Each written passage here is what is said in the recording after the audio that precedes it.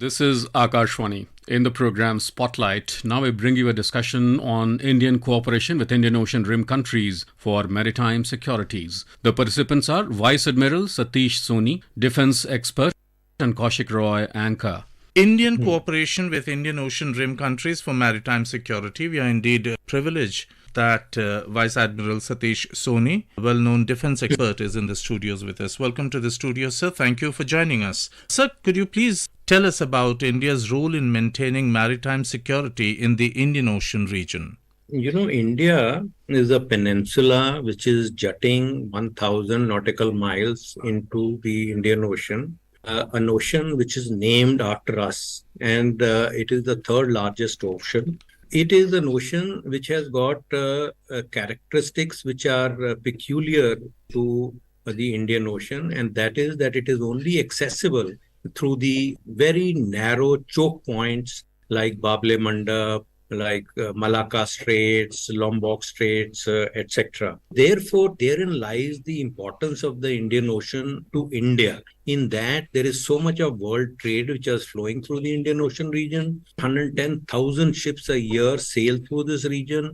80% of the world's oil traffic flows through this region. And any closure of these small choke points, very narrow choke points, will affect not only India, but also the entire world economy. Now, India has a coastline of about 7,615 odd kilometers. It has over 1,000 islands. It sits predominantly on the sea lines of communication which run through the Indian Ocean region. And if these three sea lines of communications have to be free of any interference, then India has to play a very major role. And that is what becomes very important as a contribution towards maritime security of the region. What do you think are the challenges to the Indian Ocean region in terms of maritime security? Indian Ocean region was a very sleepy region in the earlier 2 centuries. But post the Second World War, rather I would say post the end of the Cold War, the importance of this region has increased.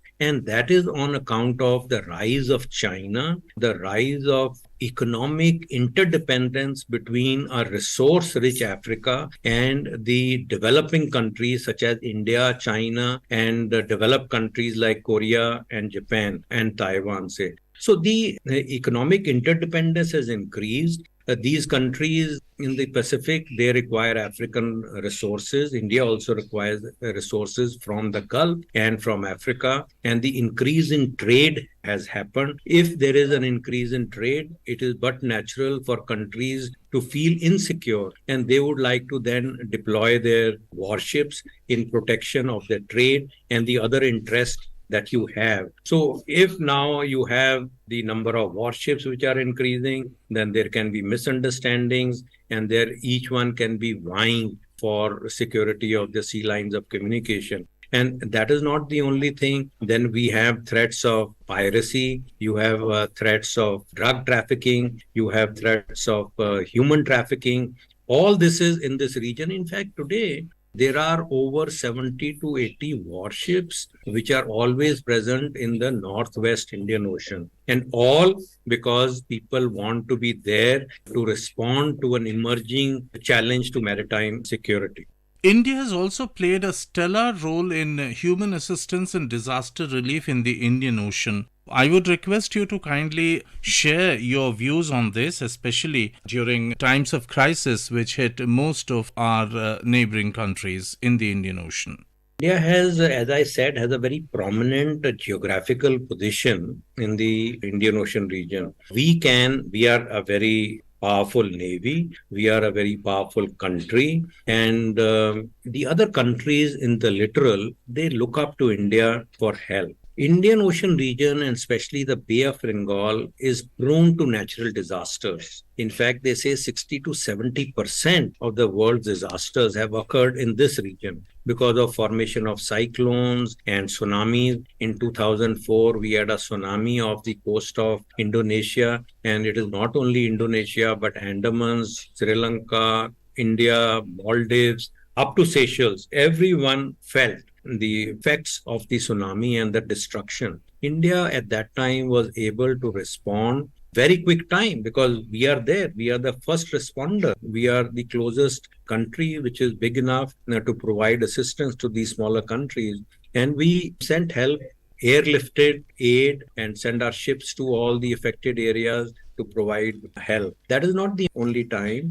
Every time there is a cyclone which hits the coast of the East, Bangladesh or Myanmar, it is the Indian Navy which is the first responder and is there to help. In fact, all our ships are always equipped with what we call bricks, the disaster bricks, essentially small containers which have clothes, which have some food material, etc. That is always available with us so that we can respond to these natural disasters. There have been floods in Mozambique where Indian ships have responded during COVID, as you would have heard and seen.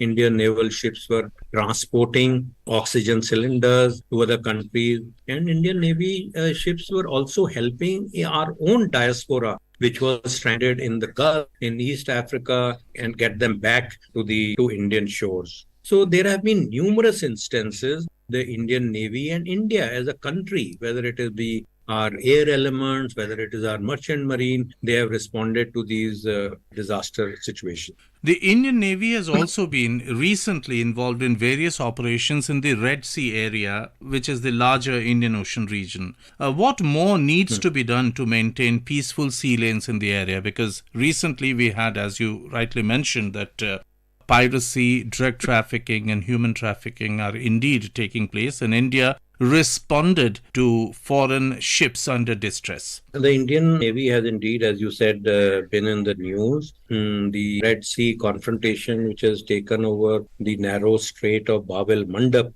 is essentially Houthis' response to Israel's invasion of Gaza. They are trying to force the hand of Israel and its allies to stop the invasion. But that war or that tension has percolated to the Indian Ocean region. Indian Navy has not gone into the Red Sea per se, but in the Gulf of Aden and off the coast of Somalia and in the Central Indian Ocean and North Indian Ocean, the Indian Navy has rescued many ships which have been pirated. Taking advantage of this particular situation, the Somali pirates have also seemed to have got activated. Indian Navy has been very proactive. We have embarked ships. We have only recently captured 35 Somali pirates, rescued 17 of the crew members of a merchant ships which was being used as a pirate mothership. Indian Navy is very active. Now, what more needs to be done? I think 2008 was the first time when the Northwest Indian Ocean witnessed a rise in piracy. And from 2000 to 2012, there were ships being hijacked almost on a weekly or a monthly basis. The whole world actually responded to it. All the navies sent their ships to carry out patrolling, escorting merchant ships. And then they devised the best management practices, things like having a safe haven for the crew to get into and control the ship from there, to have armed guards available to the ship, and setting up communication channels and exchanging information. So all these actions were taken at that time, and piracy came down. And I suppose that is something which is already on. Only yesterday or day before, there was a Liberian tanker which was threatened by pirates. There was an exchange of fire, so which means ships have already started carrying armed guards. Are these actions which are being taken place. India, or rather Indian Navy, is also assisting navies of many Indian Ocean rim nations. How can those countries, because these are littoral states and they are there from the Horn of Africa right up to almost, say, Australia. So how can those countries support India's role in maintaining peaceful, navigable sea lanes?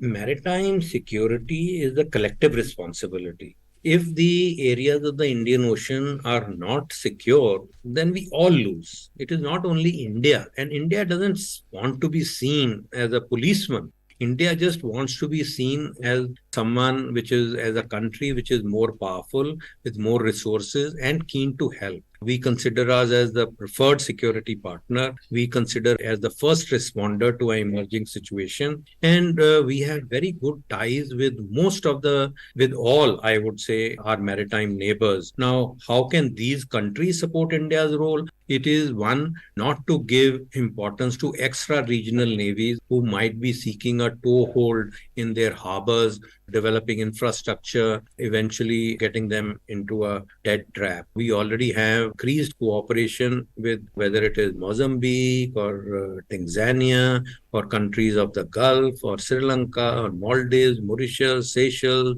Myanmar, Bangladesh. So all these countries we are supporting, and we have a very good mutual understanding. We have International Fusion Center. We have Data Collection Center. We disseminate information and we speak to each other. So only if more people, all these countries, smaller countries, contribute their bit. Is like Mauritius has developed Agalega Islands with a jetty, with an airfield from which aircraft can take off and monitor the situation in the area. So these kind of small contributions the countries can make. Admiral, you spoke about at length about piracy, but also two other issues which you flagged are drug trafficking and human trafficking. There are also other emerging threats. So how do we combat these in the Indian Ocean region? As I said, the International Information Fusion Center that we have in Gurgaon, has representatives physically of at least, I think, 12 or 13 countries now. They collate information from all sources and they help in disseminating information to other navies so that they can react, whether it is piracy, whether it is drug trafficking, whether it is human trafficking. We have our ships which are constantly on the guard. In fact, the countries from the Western navies, as I said, about nearly 60, 70 warships which are there, they are also assisting in piracy and drug trafficking and human trafficking. And there have been many occasions where these boats have been caught and the pirates apprehended. Indian Ocean region, or rather the oceans today, the entire ocean ecosystem is also facing serious threats due to climate change. So how do we deal with this issue in the Indian Ocean region, especially as some island nations are facing the very threat of going underwater in a few decades from now? With the rise in temperature, there is a rise in salinity. There is a rise of temperature in the water, means disturbing the ecosystems. With the climate change, the maximum effect that is going to be felt will be in the oceans. And as you brought out countries like Maldives, where the maximum height of a feature above sea levels is not more than even 5 meters. Every year, they are losing some land area. Now, how do we tackle this? This is an issue which needs to be debated in the Indian Ocean Rim Association, IORA, of which India has been actively participating in. And there are groups take this into consideration. A lot of discussion is already happening.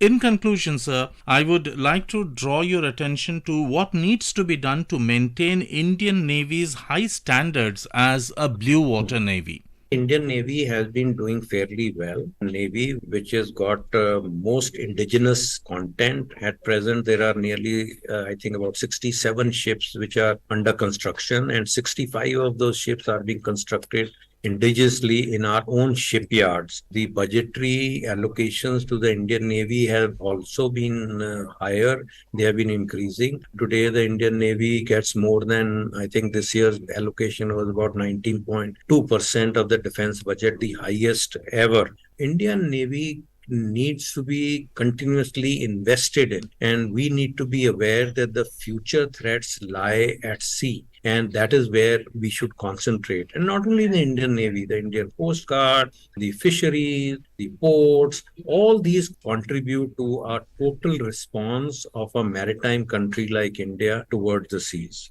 And on that very positive note, we thank you, Vice Admiral Satish Soni, for joining us in the studios. Thank you. You were listening to a discussion on Indian cooperation with Indian Ocean Rim countries for maritime securities. The participants were Vice Admiral Satish Soni, defense expert, and Kaushik Roy, anchor. This program was produced and presented by the News Services Division of Akashvani. You can listen to it on our mobile app News on AIR. This program is also available on our YouTube channel News on AIR Official. समाचार सेवा प्रभाग से प्रस्तुत है हमारा साप्ताहिक कार्य